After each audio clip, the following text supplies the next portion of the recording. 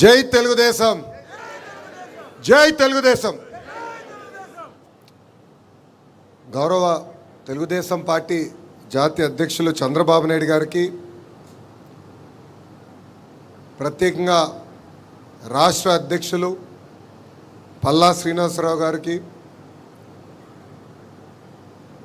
పల్లా గారిని ఎప్పుడు చూసినా నాలో ఇంకా కోపం తగ్గల. ఎందుకంటే 91,000 మెజార్టీతో నేను గెలిచానన్న ఆనందం కనీసం ఒక్క క్షణం కూడా ఎంజాయ్ చేసే అవకాశం ఆయన ఇవ్వాల. మనందరం చూసాం, చాలా తక్కువ మాట్లాడతాడు, కానీ హయ్యెస్ట్ మెజారిటీతో గెలిచిన వ్యక్తి మన అధ్యక్షులు పల్లా శ్రీనివాస్ గారు. ఉత్తరాంధ్రలో నేను పాదయాత్ర చేయలేకపోయాను. శంకరామం కార్యక్రమంలో నేను తిరిగినప్పుడు పల్లన్న నాతో ఉన్నారు.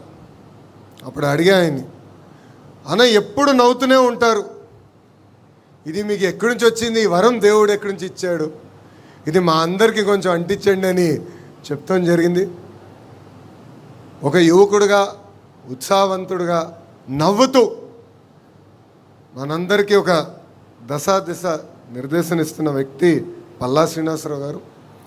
అదేవిధంగా వేదిక మీద ఉన్న పెద్దలు, పాలిట్ బ్యూరో సభ్యులు, వేదిక మీద ఉన్న సెంట్రల్ కమిటీ సభ్యులు, స్టేట్ కమిటీ సభ్యులు, అదేవిధంగా కార్యకర్తలందరికీ నా హృదయపూర్వక నమస్కారాలు.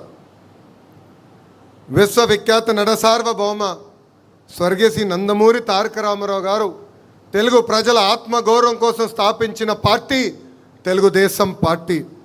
తెలుగు జాతిని ప్రపంచం పట్టంలో పెట్టిన ఒకే ఒక లెజెండ్ మన నాయకుడు చంద్రబాబు నాయుడు గారు.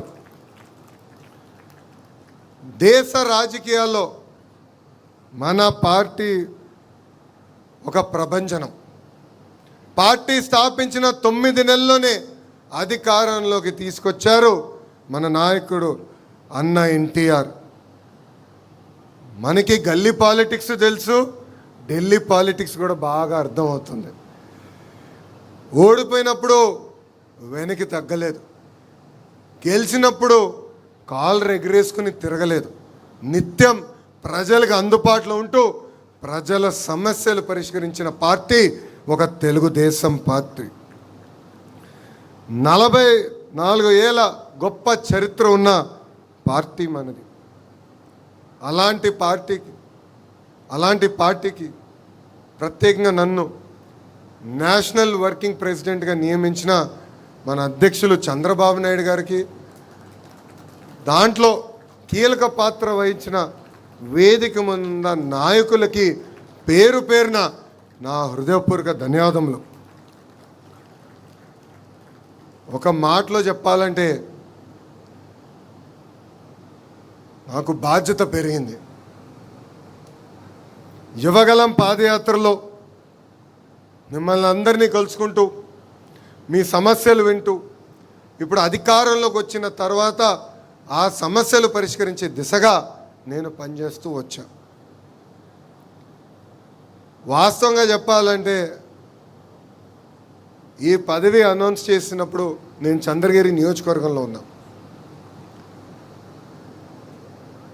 ఇంకా ఆ బాధ్యత నాలో, అంటే ఇంకా ఈ పదవి ఏం చేయాలి, ఎలా చేస్తే న్యాయం చేయించిన విషయం ఇప్పుడిప్పుడు నేను తెలుసుకుంటాం జరుగుతుంది. మొన్న నవ్వుతాన, ఒక పక్కన బాధ్యత, ఇంకో పక్కన ఈ బరువుని కూడా మోయాల్సిన అవసరం ఉంది. ఇది కేవలం నా ఒక్కడి వల్ల కాదు, ఎందుకంటే వేదిక మీద పాలిట్ బ్యూరో సభ్యుల వైపు నేను చూస్తున్నా, వేదిక ముందల నాయకుల వైపు నేను చూస్తున్నా. కలిసికట్టుగా మనం పనిచేయాలి, కలిసికట్టుగా మనం ముందరికి వెళ్ళాలి. అప్పుడే మనం అనుకుంది మనందరం సాధించగలుగుతాం తప్ప ఏదో నేను ఒక్కడనే చేయగలుగుతాను అన్న అహంకారం నాకు లేదు. కానీ లోకేషే అన్నీ చేయగలుగుతారని మీరు అనుకుంటే చాలా పొరపాటు పడుతున్నారు.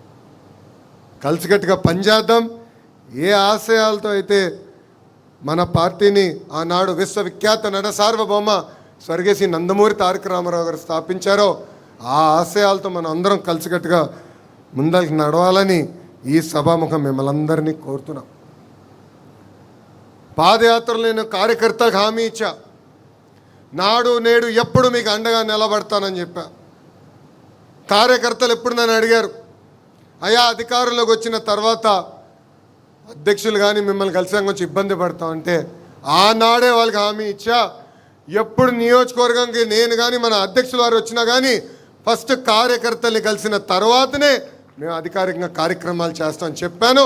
ఆ ఇచ్చిన మాట ఈరోజు మేము నిలబెట్టుకున్నాం.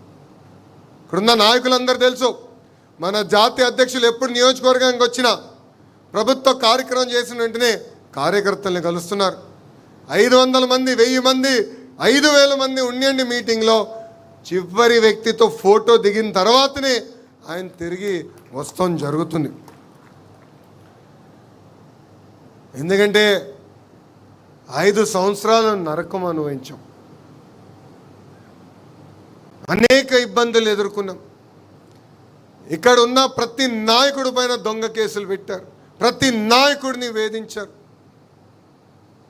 అందుకే నేను గర్వంగా చెప్తున్నా, పుంగనూరు నియోజకవర్గంలో నామినేషన్ పత్రాలు లాగాలనుకున్నప్పుడు తొడగొట్టి మీసాలు మెలేసి రా రా అని చెప్పిన మన అంజిరెడ్డి తాతనే మీ లోకేష్కి స్ఫూర్తి.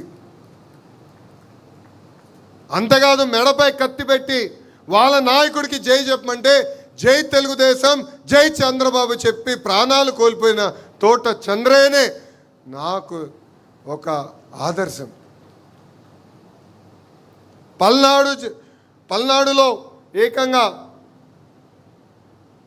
ఒక తల్లిపైన దాడి చేసి రక్తం కారుతున్నా కూడా చివరి ఓటు పడే వరకు బూత్లో నిలబడిన మంజుల గారే నాకు ఒక లక్ష్యం. కరెక్ట్గా కృష్ణానది గట్టుపక్కన గాంధీ గారు అని ఒక సీనియర్ నాయకుడు ఉన్నారు, అనేక మార్లు కార్పొరేటర్గా చేసిన వ్యక్తి. వాళ్ళ నాయకుడిని నిలదీస్తున్నాడని ఏకంగా కంటి చూపు పోయే విధంగా పొడిశారు. అయినా కూడా ఎత్తిన పసుపు జెండా దించకుండా, మడుమ తిప్పకుండా జై తెలుగుదేశం అన్న గాంధీ గారే నాకు స్ఫూర్తి.